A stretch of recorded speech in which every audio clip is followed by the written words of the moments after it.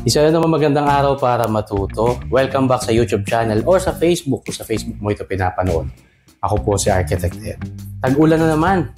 At ang isa sa mga pinakamalala na problema ng karamihan, lalo na yung mga ang bahay ay konkreto, ay yung mga tagas sa pader. Pag-usapan natin yan, no? Yung mga tagas sa pader at kung ano ang magandang gawin mo. No? Kung nagpaplano ang pagpagawa ng bahay o magpatayo ng bagong bahay para maiwasan mo yung mga problemang ito, ano yung pwede mong gawin? Check this out! Isa namang magandang araw para matuto. Welcome back sa YouTube or sa Facebook page.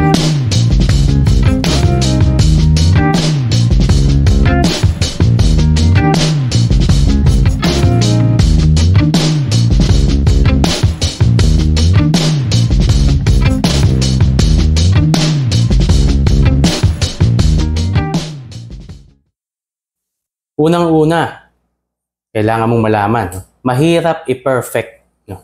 Wala namang perfect eh. Mahirap i-perfect ang pag-waterproofing ng pader.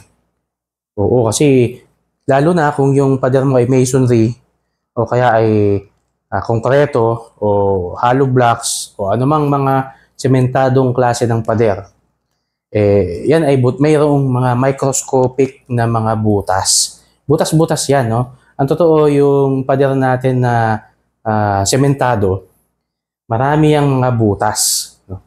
Ganon din, natural sa kanya na magkaroon ng mga maninipis na crack. Kahit na pinturahan mo na yan, sa ilalim niyan, nandun pa rin yung mga butas. Nandun pa rin yung mga cracks. Yan. Kaya medyo mahirap, sabi ko nga dun sa mga previous na vlogs ko about tagas, trial and error ang waterproofing. Pero, merong mga eksperto dyan at meron kang mga pwedeng gawin para maiwasan mo na magkaroon ka ng mga malalalang tagas sa panahon ng tag-ulan. Pagkwentuhan natin yung isa sa mga pinaka malala na cause ng tagas, yung kapag wala kang waterproofing. Importante, kahit na anong klaseng material yung ginamit sa bahay mo, dapat yung mga walls niyan ay tiyakin mo na meron siyang sufficient na waterproofing. Lalo na kung sementado yan. Nagkakaproblema ang bahay mo dahil sa firewall na nakadikit sa kapitbahay. Yung magkadikit na pader, napakahirap niyan, no? Solusyonan. At baka nga imposible na. Lalo na kung talagang yung tagas nasa bandang gitna, no? Hindi mo na makikita yan kasi magkadikit na yung pader ninyo ng kapitbahay, no? Paano yung itsura niyan? Idodrawing natin. Let's say ito yung dalawang firewall, no? Siya, no? Ang view nito ay elevation, no? Yung nakatindig. Ito yung firewall number 1. Sabihin mo na ito yung firewall mo, ito yung firewall ng kapitbahay mo.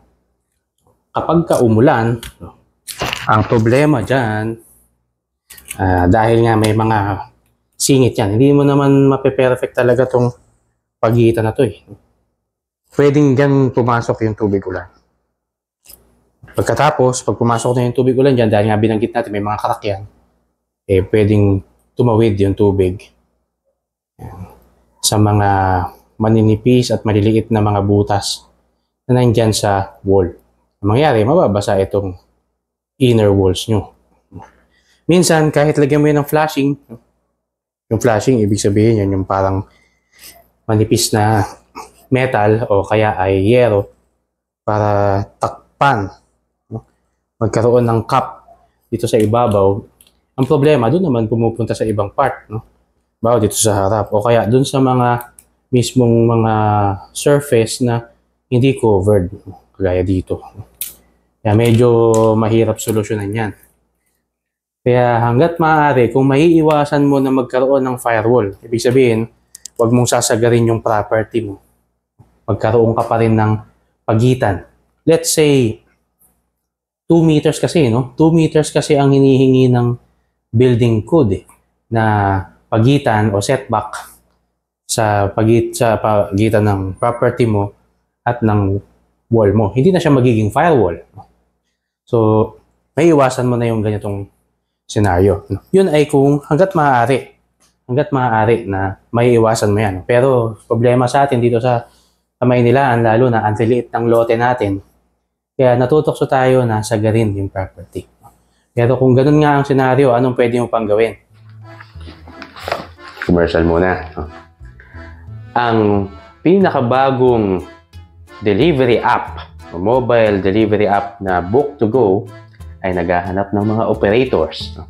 Baka gusto mong mag-business na nasa bahay ka lang, hindi ka mag-rent ng space, passive income, na pwede kang kumita ng hanggang mga $500,000 a month. Kung depende yan sa sipag mo. At gusto mong maging isang Book2Go operator, ini-invite namin kayo na mag-sign up sa free webinar na ibibigay ng Book2Go, at ipapakita ko sa inyo yung link dito sa description ng video na ito para makapag-register kayo at maka-attend ng free webinar nila. Pwede nyo ring i-visit yung kanilang website. Ilalagay ko rin yung link dito sa kanilang website at sa kanilang Facebook page. At kung kaya mong mag-manage ng ganitong business, baka ikaw na ang isa sa mga pwedeng umasenso sa Book2Go as operator. Kaya ano pang hinihintay mo? Click na doon sa mga link, mag-register, at umattend ng free webinar. Remember, Book2Go, always on the go.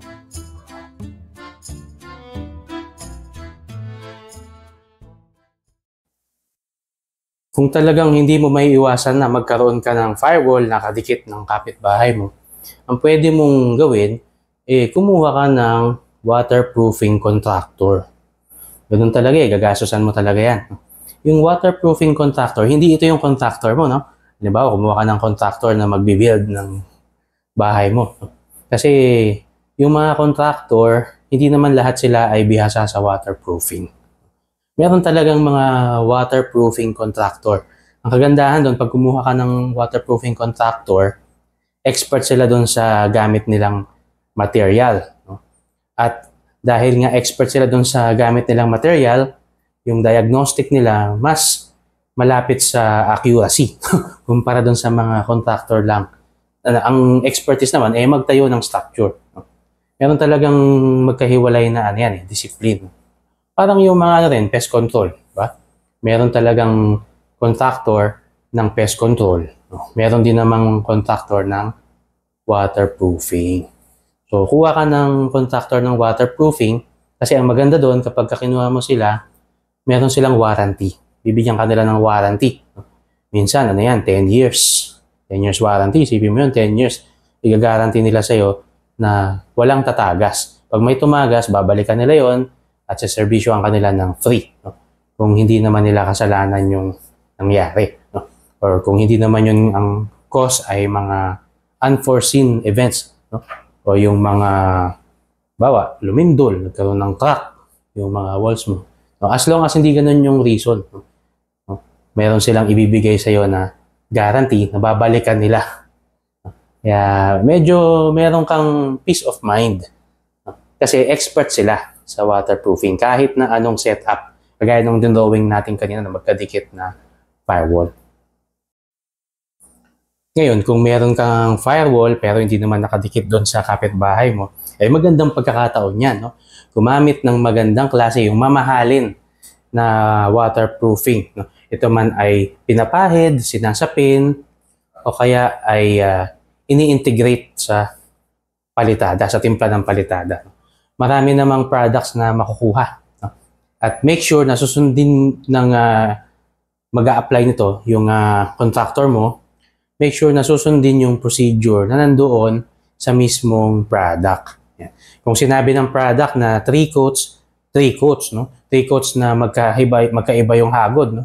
Horizontal, susunod na hagod ay vertical, yung susunod uli ay horizontal, no? So, kung ano yung tamang mixture at tamang application ay susundin. No? Yung iba, pumipili sila ng material na hindi na siya sementado. Ano yung mga material na yon? No? Merong tinatawag na membrane type waterproofing. Yung membrane type waterproofing, sinasapin siya doon sa mismong mukha ng pader. Meron din naman ang ginagawa nila talaga, nilalagyan na nila ng metal sheet, no? Yung yero. Yun, walang kawala yun. Sigurado yun. Hindi tatagas yung pader mo doon. Basta, hindi magkadikit yung firewall. No? Basta meron ka pang galawan. No? Kasi yung kapitbahay mo, hindi siya naka-firewall, ikaw naka-firewall. O kaibiganin mo yung kapitbahay mo para payagan ka niya na tumungtong o gumamit ng airspace niya.